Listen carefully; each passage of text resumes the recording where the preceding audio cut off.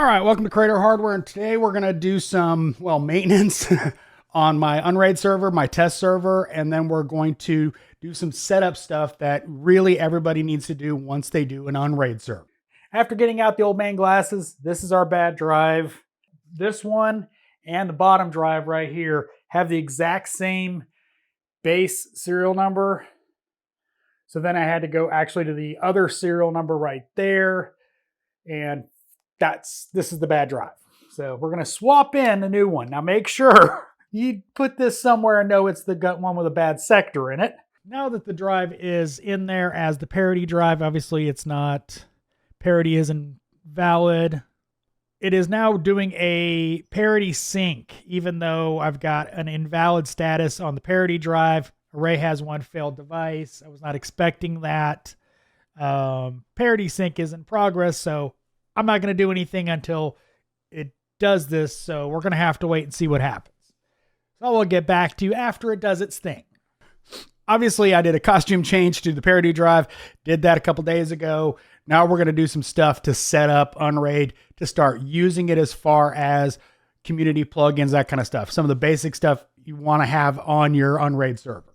One of the things I'm getting warnings on when I do a parity check is the hard drives are getting warm.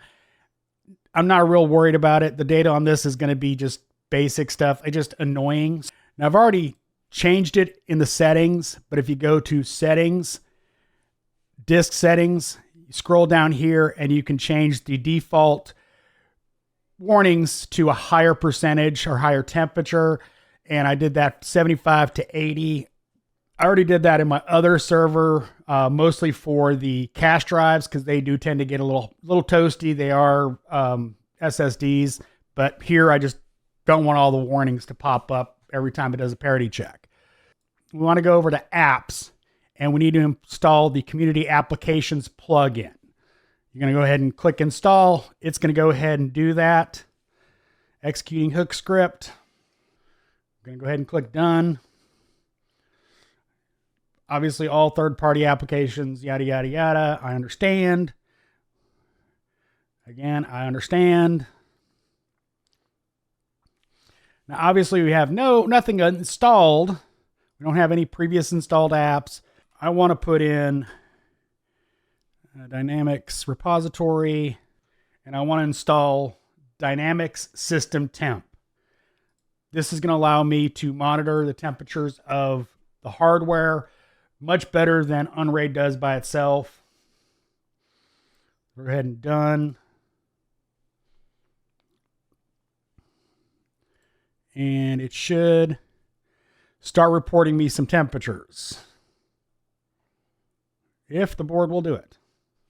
Now, one of the things I'm really interested in playing with is the UnRaid Connect, which is a new feature. In fact, I updated my other UnRaid setup for this feature to play with it, connecting to my UnRaid server easily through the cloud. It's not something I really need, but it's something that's really going to be good content, more or less. Because right now, the only content on it is what UnRaid has done on their own channel. And obviously, you can do Docker containers, VMs, and all this kind of stuff. That's what I'm going to be playing with in future videos. Is I'm going to start setting up this kind of stuff. And obviously, the App Store is set up so you can do lots of things. Like, for instance, you install Plex. There's lots of options for Plex. Anytime you see the official corner on it, that means it is the official version of that. And then you've got modified versions from various communities. Not saying they're bad. I'm just saying they're not the official. Some of these may give you features that the OE original may not. Other UnRaid server is strictly for video storage of my videos on this and my other channel. So I don't want to install VMs and that kind of stuff. Now, for some reason, it's not getting temperature readings right now. Unfortunately, I guess that one is not supported in this motherboard. It is a Chinese X99 board. So unfortunately, I guess it doesn't support that, which kind of sucks because I do like monitoring temperatures, because you never know when your UnRaid server is going to need to be repasted, because it just sits there and runs all day.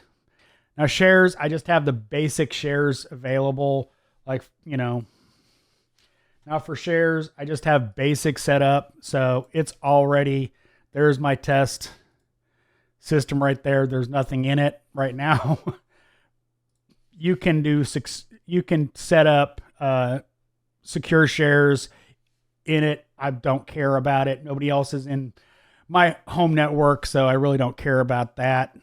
Now, obviously, once you get into VMs, you've got CPU pinning, dedicating part of the CPU to that VM. We'll get into that in a future video, so get subscribed. There's my test system all set up, ready to be deployed and ready to go. So look for future videos on adding VMs, adding various Dockers, etc. So those will be coming up. As always, thanks for watching. This is Creator Hardware.